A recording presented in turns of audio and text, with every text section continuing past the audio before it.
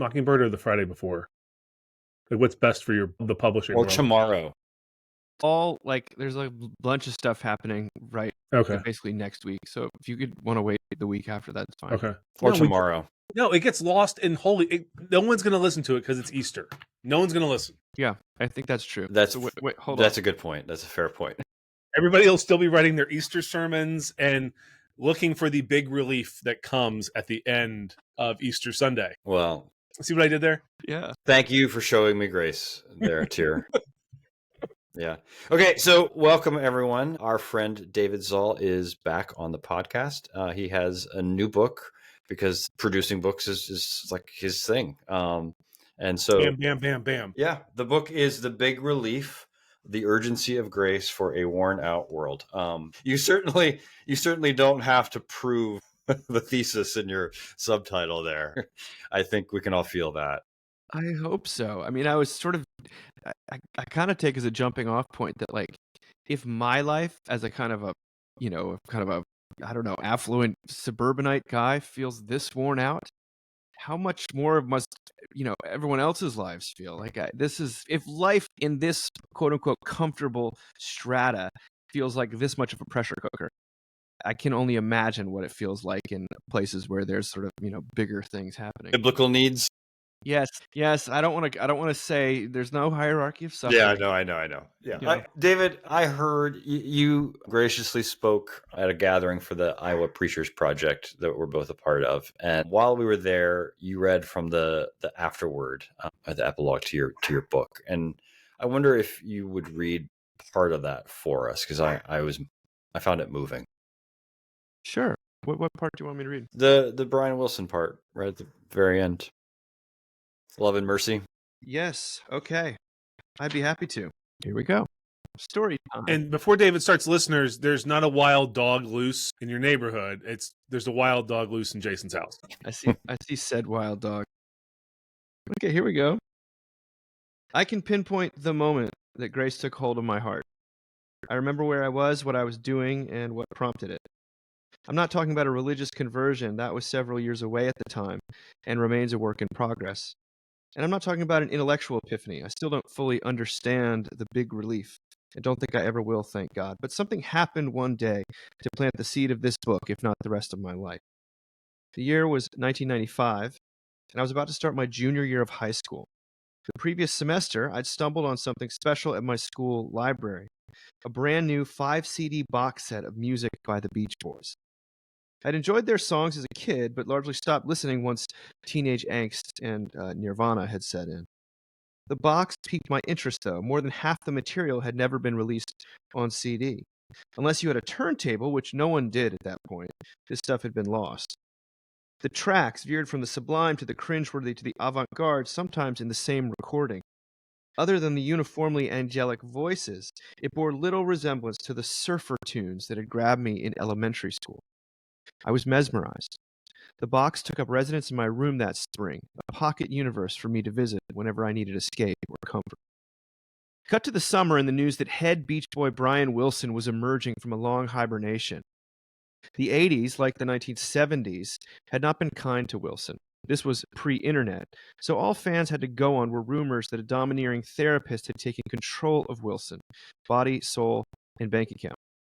It was ugly and alarming, but also reportedly in the past. The legendary composer was ready to re-engage and had been coaxed back into the studio to record new versions of his old songs. The sessions were filmed in black and white and released as the documentary, I Just Wasn't Made for These Times. As soon as I heard about it, I tracked down a copy at our local video rental store and pressed play. During interviews, Wilson didn't look at the camera, and when he spoke, it was out of one side of his mouth in slurred sentences that weren't entirely cogent. He seemed profoundly uncomfortable. The man's struggles with mental illness and recreational drugs were well known. He spent 15 years in bed at one point, but it was still a shock to see how much life had ravaged him. Then it happened. In the closing stretch of the movie, someone brings up the weird scene that Wilson endured in the 80s with the exploitative therapist. The camera cuts to Wilson, sitting at a piano looking forlorn. He says, I remember my assistant from the 80s who never left me alone. I said, I gotta dump my feelings on the keyboard. My chest feels so bad. My soul aches so much. And I just went in there and went. He plays a descending chord progression. And then in that melancholy tenor of his sings, "Love and mercy, that's what you need tonight." The song, which I'd never heard before, was simple yet gorgeous, full of both pathos and hope, and it was flowing out of the mouth of a severely damaged vessel. Quote, a lot of people out there hurting, and it really scares me, goes the second verse, before Wilson repeats his prayer for love and mercy. The answer to suffering, both his own and the world's, was clear. It wasn't vengeance or punishment, technique or knowledge, but that precious combination of love and mercy known as grace. Other singers may say the same words, but hearing the message from someone who had suffered so much and was suffering still, I couldn't help in that moment believing it. It wasn't just the content of the song that resonated. I felt like I was glimpsing an underlayer of reality, something truer than true. Here, as elsewhere, Wilson's gift was so superabundant, yet so jarringly out of proportion, incongruous to the man himself. What was pouring out of him wasn't the result of training or background or effort. It wasn't something earned or cultivated, only received. There was no reason why this beauty had to exist. It simply did, as a matter of unqualified and unbidden gratuity, generating blessing to all within earshot. Somehow, none of the trials he had gone through, including the self-inflicted ones, had been able to diminish the gift. Wilson was not only singing about the big relief, he was embodying it. This, I knew in my bones, was a thread worth following. Is that the section? It goes on, but yeah, that's really good. I'm wondering, you say that that's like the genesis for this book. I'm wondering how much was that experience the genesis for your ministry?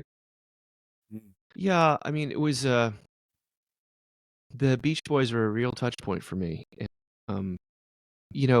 when you react to something when you're 16 like that, I didn't intellectualize it. I couldn't have described it like that. But the music of Brian Wilson and his brothers had remained such a touch point for me through as I grown older and still, that I've had to sort of think about what is it that is sort of so profound about this, or why does this resonate on such a deep frequency with me? And so I may be reading slightly into it, but I do remember my heart being captured by something that I felt was like transcendent, otherworldly, that I had no other way to account for, that just seemed outside the bounds of decency and reasonable life. So, and I have heard that getting to someone's heart is the way to get them to change. Someone in your family may have said something like that. Well, when I was thinking about how to end the book, it was like I have to go personal, and I have to talk about where the state of my own soul. And as a former music snob, 45-year-old dude who has a lot of action figures, Brian Wilson is maybe a predictable choice, but I can't. This is just who I am. So that's where I went. And yeah, he's all about the heart. He's always been about the heart and the spirit. Wow. So at that same Preachers Project gathering where you read this excerpt, you also gave the counsel to this group of preachers that when you're preaching, which is something you do often, you start from the place where the text of Scripture addresses you and your pain. I'm wondering, is that an approach you take to writing in general, or is it just to preaching? I think it's just a creative standby. I think if I'm stuck or can't, I'm got some sort of internal log jam, then odds are I'm trying to force something that I'm not totally feeling, and I have to open up the veins a little bit. There's elements that I've tried to force myself in this book to disclose, to a little bit more disclosure. Vulnerability is the kind of word today, but I just think you can tell if something is, the other buzzword is authentic, but you can tell if someone has skin in the game, if this matters to them. It's like in preaching. You can just tell if someone's saying the beautiful words or if they mean them. And maybe they're not so beautiful, but they're true. So I find the process of writing to be painful for that reason, because you have to get down to what you think you can honestly say rather than what you think you should say or what those people want you to say or what would be good for your organization or, be your brand or something like that. Well, that's exactly what. So a few months ago now, like in my own preaching, I had that where like I'm preaching now for what I think people want to hear. And I told Jason this, and it was like I lost my voice. I didn't know how to write a sermon. I didn't know what to write. I didn't know what to do. And that was Jason's advice: just preach, write the sermon for yourself. Someone in the room's gonna, and like you said, whatever your craft is, like for me that was a relief. Like that was the pressure coming off of saying, okay, I can. Someone else, at least statistically, someone in the room will connect with us along the way, right? There's gonna be one 40-something-year-old person who's struggling with the world coming apart at the seams right now. Yeah. In the room. And that was freeing. You can only work with what you're actually given. And I think that if you spend your time spinning your wheels trying to be a different type of person, or a different type of preacher, a different type of writer, it's maybe that's the process of maturing, is to figuring out, okay, I can do this, I can't do that other thing. I don't know how to do that other thing. I've tried, and so and so is much better at it. So the big relief, yeah, in a lot of ways, the same thing was true. Like I am a person who's always had a very, very loud inner critic. And maybe everyone has a super loud inner critic. I can't speak for the whole universe, but I know that when I talk about the experience of being me in the 25th century, in the 21st century, that it seems to, the deeper I go into that wellspring of like self-recrimination and internal pressure, that it does seem to rumble out into other people's lives. So this book was definitely written for me, first and foremost. So as someone with a strong inner critic, is it anxiety producing to put a new book out into the world? It's like a curse. I don't know why I do it. I think it's, what is it? Probably 90% ego, 10% compulsion, or maybe I would say probably 60% ego, 20% compulsion, and 20% sort of just accepting the gifts you have and realizing where you find the energy. And I'm being slightly self-deprecating, but it is it's extremely hard. I've written a book about grace, and I've basically asked everyone to judge it. So it's what Amazon reviews are for. You will find your judgment there. I could name what I think are your gifts, but what do you think are your gifts? I think I'm a good translating sort of the radical gospel of which is historic as well, the biblical gospel into contemporary terms. That having a high degree of sensitivity to the spiritual conditions of my neighbors and myself, and figuring out ways to get past the various defenses and huge, mines, negotiating the minefield in such a way as to sort of pierce people's defenses. That's what I'd like to think are my gifts. I was talking to someone yesterday. You got it right, so good. Okay. He said, "You're a good storyteller, Dave." I was like, "I hope I'm more than a good storyteller." No, I think you're right. To your point earlier about opening up the veins, there's a felt difference between reading about the doctrine of grace in a theological textbook, and instead reading stories, your own and other stories that you've collected that are illustrative of what Christians mean by these bold words. It comes across that you're personally invested in this. Well, good. I want to write books about Christianity for a sort of an audience that might be open, interested, but maybe not completely sold. I think your books land with Christians who maybe can't articulate what it is they believe real well. Yeah, probably that's my primary audience. I don't know. I was talking to, or someone was having lunch with Elizabeth Oldfield, the writer who's going to be speaking in New York, and she was saying there's a lot of really good Christian writers out there, but they're not trained to write for a non-Christian audience. Mm-hmm. And for whatever reason, that's what excites me. Whether I'm good at it, I don't know, but that's what I find challenging and worth doing. Well, in the spirit of authenticity and truth-telling, you can tell from the dog ears in my book that I have already stolen several parts of your book for sermons. Praise the Lord. So we're recording on Holy Thursday. Tomorrow's Good Friday. And one of the things I like about what you've done in this book is I think we have a tendency to reduce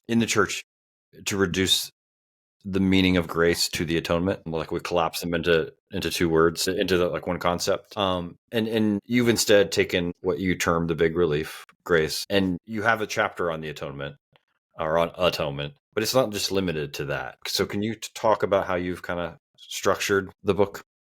Yeah, I think I know you guys are devotees and friends of Fleming Rutledge, and I always thought one of the great things she did in the crucifixion book was to say that the crucifixion is not zero sum. It's not just this one thing. It can be all of these things. And I think that the sort of zero sum thinking that is truly problematic, lazy, it's exciting, it's clickable, but it's when it comes to grace, there are times when grace as favor to those who've been rejected, that will speak very loudly. There will be times when it is acquittal of those who've been found guilty, like those who are guilty, that will be times when that is very, very powerful. There are times when, what else do I talk in there about? Forgiveness for those who've got regrets. I was trying to basically look at a bunch of different avenues into grace. Mm-hmm. And pastorally, like, what are people actually struggling with? I mean, some people, it's this, they feel like they're bad and they need to be told that they're still loved. But some people, it's they're struggling with feeling like they need to keep up and to be told that they can rest. That feels like grace. That's a relief. Mm-hmm. So it takes slightly different forms, and I'm not trying to, I don't want to fracture the grace of God. Like, I think it's thick, it's big. It's the big relief. And so it can hold all of these different aspects. And so I had a lot of fun. Play is one of my favorite chapters, and that's to a world in which you're just being told you can only produce, to the freedom. Mm-hmm. It feels like grace. Yeah, it's like Robert Jensen says, that the gospel can never be preached the same way twice because the law accuses everybody in particular ways. And of course, the correlative to that is grace is always going to land differently with different people, depending on where they feel accused or coming up short. That's a beautiful quote. I hope that if people read this book and one chapter, they just don't get it, or it's just not that interesting, or it doesn't hit any kind of internal, vein, then they'll read the next chapter. I think you just wait. I think I've tried to at least look at different ways in which, if you're dying, the idea that there's a resurrection is going to be important to you. But if you're just more caught up in the performance aspect of life, you're not thinking about death, but you need to be told that, God imputes righteousness to you no matter what, like independent of your own gold stars. I wanted to sort of do a shotgun approach in a small book. It's hard because, I thought like 60,000 words was the minimum I was supposed to write, but it turns out that was the maximum I was allowed to write. So I'm sure that were they afraid that people wouldn't read a bigger book? Yes, that's exactly what people don't read books, period. And so if they have all, the algorithms they know all this sort of amount of shelf space, the amount of books you can contain in a single case, and mailing, and all this stuff. So what was there? I mean, you have 9 listed. Was there 10, 11, 12 that had to get cut? That'll be a preview for book 2? Not really. Nothing springs to mind. I would have liked to go into slightly more depth on some things, but I also knew that was outside. This is supposed to be a primer that's pastoral, that's ready to go, and that people can sort of hand to their family members, their non-Christian friends, as something that's like, hey, this is what the good news. When we talk about good news, this is what we're talking about. So one of your chapters is titled Surrender, and again, we're talking about this during Holy Week, and tonight and tomorrow morning, in the gospel stories, it's not just Jesus dying, it's Jesus giving up control of himself, that he's kind of passed from one person to the next. And so that you have a chapter here on surrender. And I'm wondering if you would read a bit from my page 69, where it says pray for a nervous breakdown, or just, talk about what you write in there. You don't have to keep reading for us. No, I'd rather read for you because Okay. That's been edited, right? What the Christian faith has to offer. This is the section called "Pray for a Nervous Breakdown," and it's on the heels of a illustration from the show Parenthood. What the Christian faith has to offer the world in lieu of another formula or life hack is the hope of surrender. Surrender is hopeful because where human control ends, faith in God begins. This is not faith for faith's sake, but faith in the God who creates something out of nothing and brings resurrection out of crucifixion. Come to find out, the opposite of faith isn't doubt, but control. This means that if life feels like a non-stop assault on your sense of control, then not only are you well within the mainstream of the human race, but you may also be in the throes of big relief. No matter how painful the breakdown feels, something is happening that technique could never accomplish.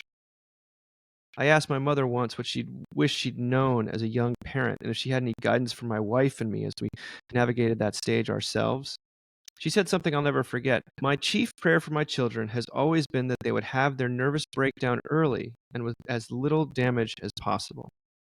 When I asked her to elaborate, she made it clear that she wasn't praying for her kids to suffer pain, nor was she praying that we would experience diagnosable mental anguish. Of course not.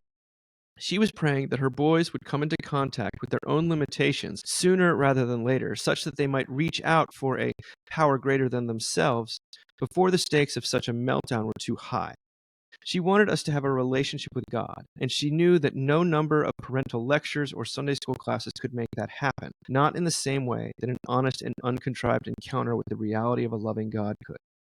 Her prayers were answered, and I thank God for it. Talk about, I mean, I assume a lot of listeners are familiar with your work with Mockingbird, and they might know that you have experience working with students at a very prestigious university. Talk about the pressure that young people feel to be in control and to perform and to achieve and to produce and all the antonyms to the big relief. Yeah, this is one of the other sort of spiritual conditions informing the book is that I live here in Charlottesville, Virginia, where the University of Virginia is, and I spent 12 really years working with undergraduates, and the pressure that they're under. I mean, I was a college student in the not too distant past, and I remember that pressure, but it's just ramped up. Everything's accelerated. You know, when you once needed an internship after your junior year, before your senior year, now you need it after your freshman year, if not going into college. There is no room for error. At least that's what they feel. It's tightrope, and one false move, and you're toast. So I think that that's compounded or amplified by the internet, which records things and makes things really, your worst moments can be shareable very, very quickly.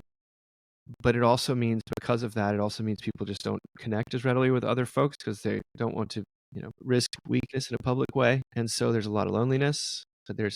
Students have less relationships than ever before. They are very, very focused on the ladder that they are climbing, and they don't feel like there's much alternative to it. So I've watched the acceptable majors. We've talked about the death of the humanities. I've watched the acceptable majors just funnel down. People don't study history in the same way. Young men especially seem to all go into business. They don't even go to medicine. And there's a pressure. It's like for adults, like the question is, what do you do? And for students, it's like, what are you studying? Yeah, 100%. So I find that to be, it's not just, though, in their academic life. I mean, it's in all areas. There's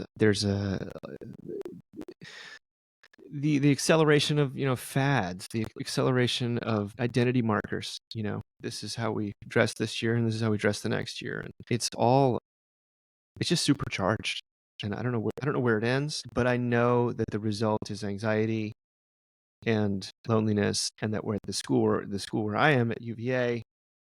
They've just opened up a huge new center for sort of contemplative sciences, and where I think there's a lot of positive psychology, people getting some more help, but the actual school counseling services are backlogged for months. Everyone needs help, and everyone's just like thinks they're the only one. So it's deeply distressing to me. And so I thought, with this book, what is there anything good that I can sort of contribute? And the one really good thing I know about is the grace of God. And so that's what I shot my shot, and that's it. That's all I got. So I know you all have done a lot with Jonathan Haidt's work at Mockingbird. Have you been able to notice the how the smartphone changed the young people you worked with? I mean, I am totally convinced by his. Or how do you navigate it as a father? Because my kids are old enough that I think I made all the wrong choices. Help me, because my 11-year-old now has a phone and we are screwing up bad. I don't know. My 8-year-old watches too much iPad. It's like it's if you want to find where every single contemporary parent feels condemned, every single one That's it. in need of a word of relief. I can't talk about the kids. They can. I mean, I can observe them, and I know but I know that the parents, every single one I know, is absolutely conflicted and just feels terribly guilty about Maybe that's the upside of Chinese tariffs. Like, it'll be harder to get these phones. Well, I remember I sat in a lecture that Andy Root did years ago when I was in seminary, and he was talking about cell phones, and he made the comment of, like, look at anybody under the age of, I guess at the time was like 30, a sporting event, sitting in the front row of a concert. They're not viewing the event as older generations did. They're viewing it through the lens of their phones. They're holding their phone up, recording, and then watching through the phone. right. Even even in the most live event, that's the lens for how they view the world. And I've tried to, like, kind of keep that in the back of my mind, but I'm also like, that just sounds like bullshit. Like, just get rid of the thing, and then my wife reminds me that we bought it for him. So then I mean, I think there's that. culturally we're probably living through a moment that it will be seen as like we're going to correct from it. Like I don't I have as people might know, I have a pretty low anthropology, but it has been. I've noticed that How low can you go? I've noticed that we have consensus building on the effect of these phones and sort of the dehumanizing. I have 3 kids in 3 different schools, one of which would be described as pretty left of center, and 2 of which would be described as sort of just pretty mainstream. And then I've got friends here who have kids in the Christian school, which is a much more conservative school, and every single one of these settings has embraced Jonathan Haidt's book because it's just obvious. I mean, I don't. If you disagree, then you must be receiving kickbacks from someone, because I don't. And I think that relates, though. So I think there's one way of reading, like, both your book and kind of Mockingbird's approach. There's one way to read it that, like, Dave Zahl for The Big Relief is out there looking for illustrations of what Christians mean by grace. But I think if you look at it another way, is even in a distracted age of smartphones and the internet and all of it, these quote unquote secular shows and songs and news story, like they're exhibiting a desire we all have for this thing that Christians have a particular word for. And so it's not you searching them out. It's people are searching for something that Christians have a word for. Does that make sense? That's a beautiful way to put it. I hope that's true. I want to start with, not with propositional truth, as important as I know that is. I just don't think it has much traction in the contemporary soul, but I know that anxiety does, and I know that sorrow does, and I want to sort of begin with those things and move towards grace, which is, someone's called it a phenomenological apologetic. I don't know what really even that means, but I think I'm interested in the emotional plausibility of Christianity, that in such a way that doesn't somehow discount the objective elements and the historical truths, but nonetheless, asks the questions, why should I care about this? And the answer is because you're in pain. And this actually has something to say to you in your pain. And we can get into all of the truth claims later. But I want to begin where people are. And that's because that's what works with me. Mm-hmm. That's the only real reason I do it. And it's, your book, The Big Relief, reminds me of Francis Spufford's book that I know you're a fan of. Keep talking, Jason. What else do you have to say? You're showing how Christianity makes emotional sense, which is what he was after too. People get nervous. They're like, "Oh, are you just saying it's felt needs? Like, are we just saying something things to make people feel better?" And I hope doesn't come across in this book. Well, because I think it's Aristotle who says that if the words coming out of your mouth don't match your facial expression, you're crazy. And there's a lot of Christianity that people encounter where the words they hear and the way in which you're proclaiming it to them don't align. There's like an emotional dissonance there, and you're doing. I mean, you're yeah. I mean, you're. That's what I'm trying. Yeah. I found Francis's book. I mean, that's why he was the number one person I was hoping would endorse this book. Did he? I don't have endorsements on mine. He did endorse it, and so did Andy Root. So, but I love that book. I think it was so literary and a good writer that I basically wanted to do a slightly dumbed down Americanized version of it in a way that that's bullshit. I could do. That's complete horseshit. No, you're. I mean, I think anyone who listens to you, you're a very good writer. Thanks, man. Your prose is very good. Does that come naturally? Was that learned hard? I was always told I wasn't a good writer. So this has all been news to me, but I enjoy writing, and I do a lot of reading. And Who told you were a bad writer? My 10th grade English teacher, when she said you should not go into honors English, you should stay in regular English. So that's the message I received. Is your inner critic her voice? Yeah, she's like the sweetest lady of all time, but she absolutely crushed me. And it's just what happens when you're 15 and you put yourself out there. Because I'd been like, maybe, possibly, could I be in honors English? I really like English. She's like, no, I think you're good where you are. And then you took the SAT, and like I did really well in the math section and not as well in the other one. So I was like, I guess I'm not a writer, but all of a sudden, this is where I am, and I enjoy it. I like turning a phrase, and I've spent a lot of years with Mockingbird. At least the first 10 years of my work with it, I was editing all these writers, and I realized, oh my gosh, good writing is more rare than I thought. Like it gets these, like brilliant. Yeah. I'm not talking about you, Jason. You get these brilliant minds, people with like a zillion PhDs and stuff like that, and they'd send you a paragraph that like just didn't make any sense, and you'd be like, okay, where is this clause doesn't agree with this one, and so that was a good training ground. That was sort of my Malcolm Gladwell 10,000 hours. So so the people that appear kind of in the Mockingbird constellation, the Dave Zahl sermon illustration constellation, Francis Spufford, Tim Kreider, are they the writers that you like to read, or what other writers do you like to read? Well, if there's like a sort of a non-fictional, almost like spiritual writer, like I think Oliver Berkman's great. I think Alain de Botton is wonderful, but I mainly would say that the women are usually better at it. I think that Anne Lamott is kind of top of in terms of you actually want to be understood. Yeah. And convey some emotional and spiritual wisdom. Like she does it as well as anyone. Mary Carr is right there with her. I could go on. There are others, but I think I look for voices that have some humor, that aren't trying to be too. I used to love really clever writers. I was the world's biggest David Foster Wallace fan, and he was, of course, trying to de-cleverize his writing his entire life.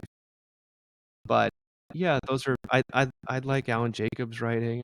Who's I think I did see an endorsement. The guy who wrote The World's Largest Man. What's that guy? Yeah, Harrison Scott Key. Okay. I mean, he's one of these great misfit Christians where there's a lot of us out there, I think, that people don't realize, but he's neither fish nor fowl, and he's using swear words, and he's on a secular press, but he's making people laugh, but he's also talking about Jesus in a very serious and non-condescending way. I really appreciate. He's speaking at Mockingbird this year too. So what's your writing process? Because you've got kids, you've got Mockingbird, you work at a church, like you've got a lot of balls in the air. Well, I have to really write. Usually, you're at the comic shop a lot. I do love a good comic book.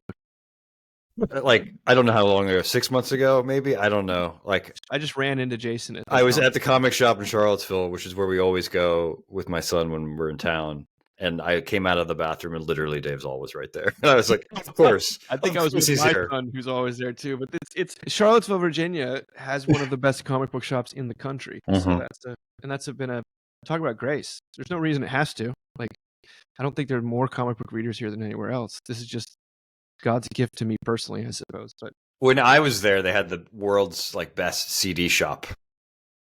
When I was a student, Plan 9 Records, it was fantastic. The shadow of its former self. At the end of every semester after finals, I would go sell my textbooks that I didn't want anymore. Well, you asked me how I write, and I like to have 3 or 4 uninterrupted hours, usually in a public space, where I can just block out time and try to reach some sort of flow state. Because I have kids, that has to happen late at night sometimes, or if I miss the early morning chunk, I won't get it again. I sort of afternoons, no writing's happening. But I have images and and sermon illustrations and little pieces of things I want to use, and I like to sort of figure out how the puzzle's going to fit together. And then that's how I think of sermons too. And once it's done, then I like rewrite it almost all to get it to flow in a way that feels natural. Do you write? Are you listening to music while you do this? Almost always, yes. Do you have like a Big Relief soundtrack of music you were listening to while you wrote? Not when I wrote it, but I have a Big Relief playlist that will be out this week that it comes out. There's 40 songs that are all, because I talk about quite a lot of music. Mm-hmm. And I have, I think, a phenomenal playlist I've been working on for a year, and it's got to be pared down. You can't go on too long. And songs about grace are, there's a lot more about law. That's true. That's true. So wow. Dave, again, we're talking at the height of the Christian year, and imputation, I think, is a word that a lot of Christians even don't understand. And that is one of the chapters you have in the book. Can you kind of make that real for people? Yeah, imputation is like when in practice, when you're someone treats you as lovable when you at least feel like you're unlovable. Imputation is the fancy word is you're being imputed righteousness. God is treating you as though you had something you don't. And so I think about it in terms of the way that people feel very anxious about status. And people all up and down the socioeconomic and social class ladder feel anxious about status. You're very, very aware of who's above you and below you. There's just as much jockeying for status at the public school as the private school, in the country as well as the city. So I talked about it. The way you can understand imputation, I think the most potent illustration in the book is I talk about my older brother when he got married to his wife, Sarah Beth. She had spent the last 10 years basically traveling the world. She's a photographer and loves travel and had accrued all these miles and like platinum status with Delta Airlines. And see, John had been staying, but he was had to be in church every Sunday. He's a rector of an Episcopal church outside New York. So they get to their honeymoon and she books the flight. They're going to Thailand, I think. And they show up at the airport and he thinks there's a super long line. And he's like, oh my gosh, we got here too late. And then she says, don't worry about it. Look at this line over here, the platinum status line. There's 2 people. They go up there and says, John, hand her your ticket. And John hands her the ticket. He's like, thank you. Welcome. Let me process your check-in immediately. Thank you for flying Delta. And her status, her platinum status, she sort of enveloped him in it, though he'd done nothing except for he was loved by her, and so he was treated as though he had platinum status, even though it was really hers. And people get anxious about that. They feel it's like fictitious or something. Well, there's nothing fictitious. That's how Delta Airlines works. So it was a beautiful thing that he, through no effort of his own, was given a preferred or elevated or exalted status that he didn't deserve and hadn't asked for. It was purely at the discretion of someone else who loved him. So that's imputation. Like he experienced imputation in that. He was imputed. That status was not his, it was hers that she imputed to him.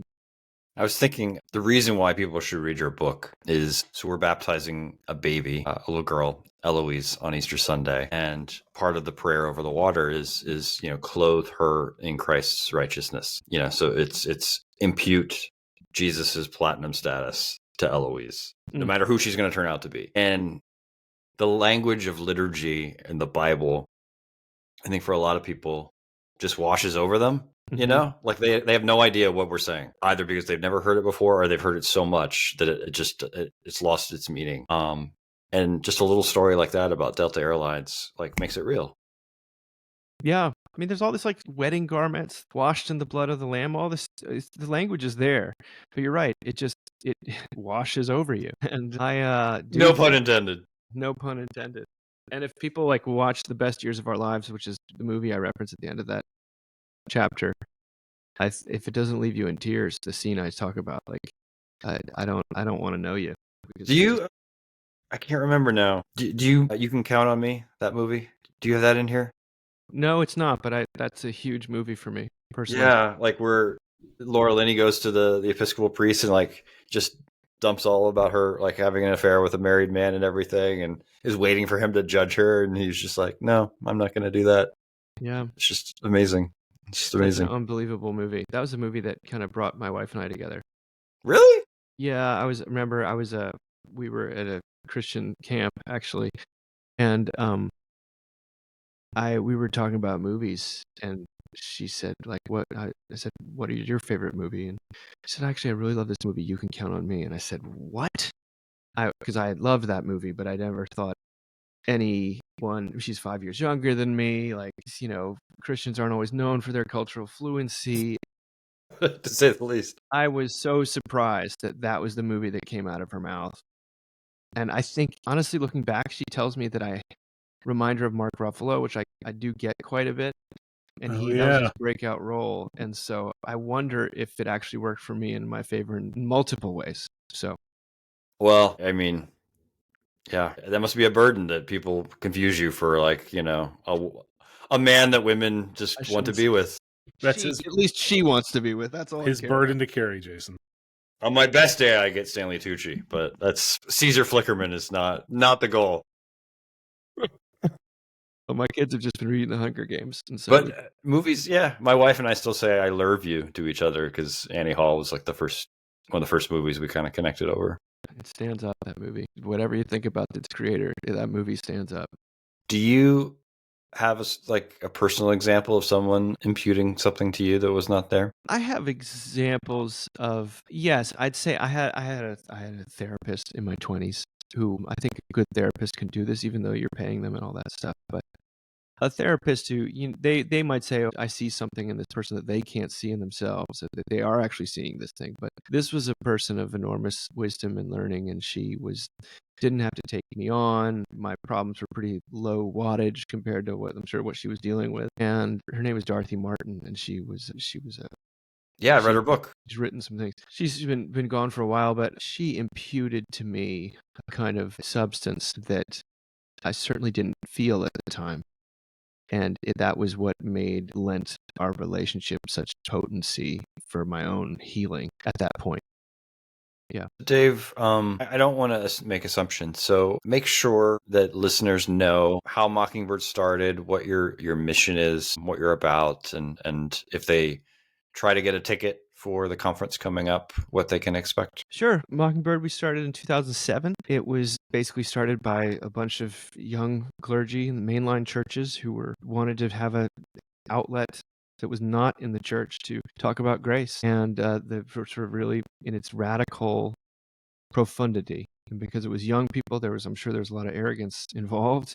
What I look back on is I see we started at what was kind of an internet ministry or a platform before there was words like that, where we could talk about grace in everyday life. And once you started doing that online, we started attracting all sorts of people. And then before long, it's not just Episcopalians, but there's Methodists involved, there's Presbyterians involved, there's some Catholics involved, there's some sort of, non-denom types involved. And it's not just folks in their 20s and 30s, it's all sorts of people. So Mockingbird now exists as a platform for integrating the message of grace in everyday life in all sorts of playful, hopefully sometimes rigorous, sometimes non-serious, sometimes just right down the middle ways. And so we have a print magazine, and we do conferences, and we have podcasts of our own. We publish some books. We have a very active website, constantly sort of evolving group of contributors. But we do this annual conference in New York City, which is sort of ground zero, because that's where Mockingbird was started. And I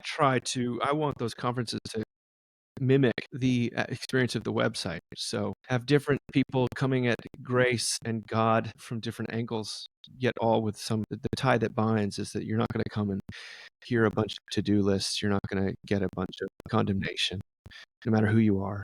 I think that there's going to be some play, some humor, some good food, and some really thoughtful stuff And we'll have some non-Christian folks come in who are just folks who are doing interesting work in the culture that is resonant with our wider concerns. We'll have some great music. Sandra McCracken, she's doing music this year, and she's just phenomenal.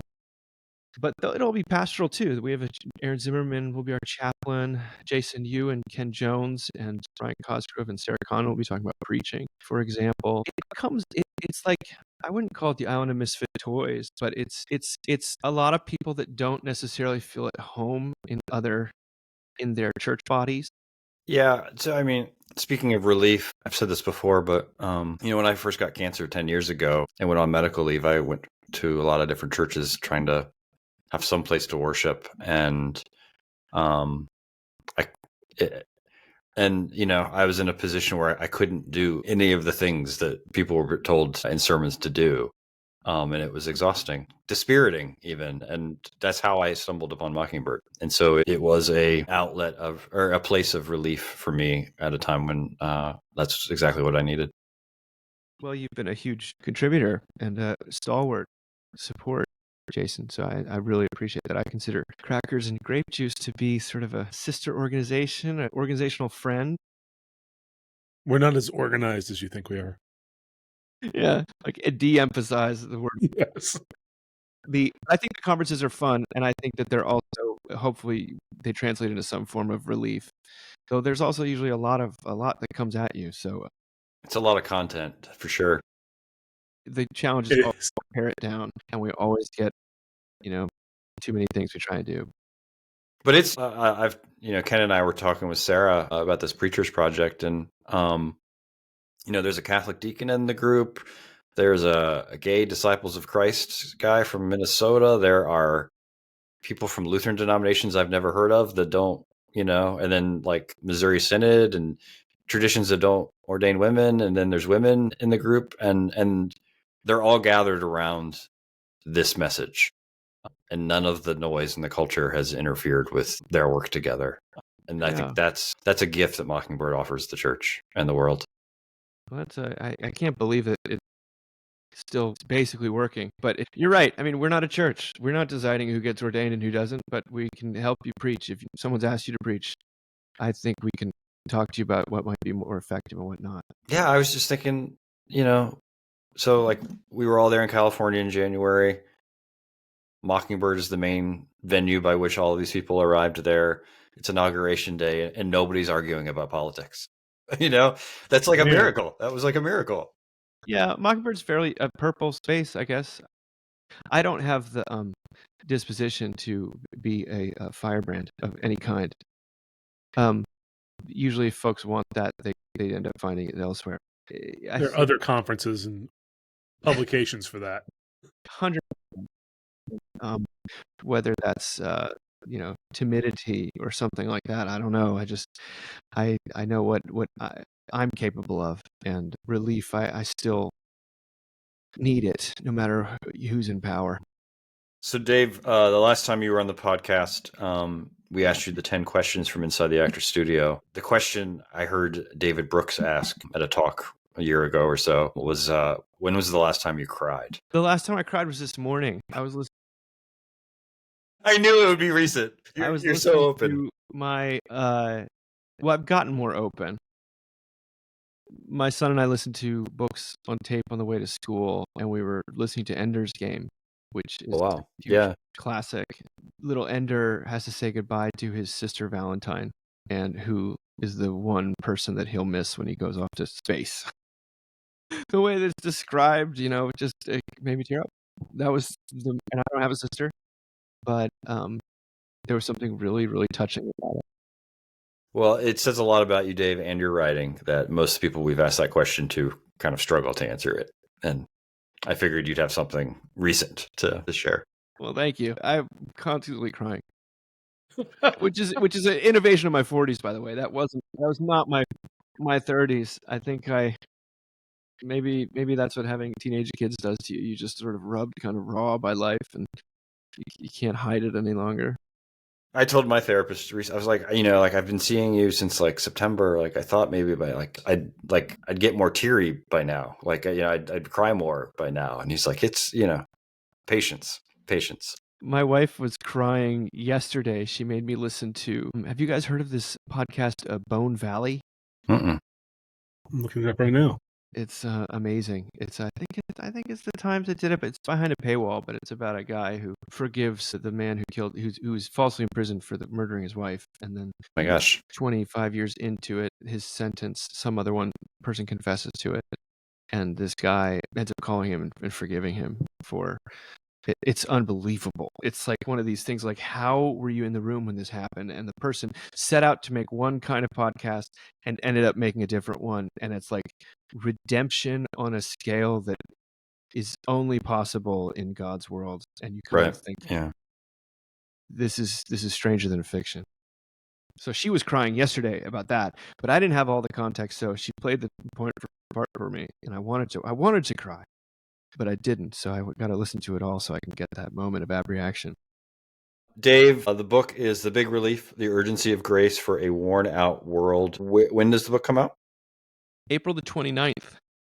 April the 29th, wherever books are sold. And you're doing some book release gigs on the Eastern Seaboard, right?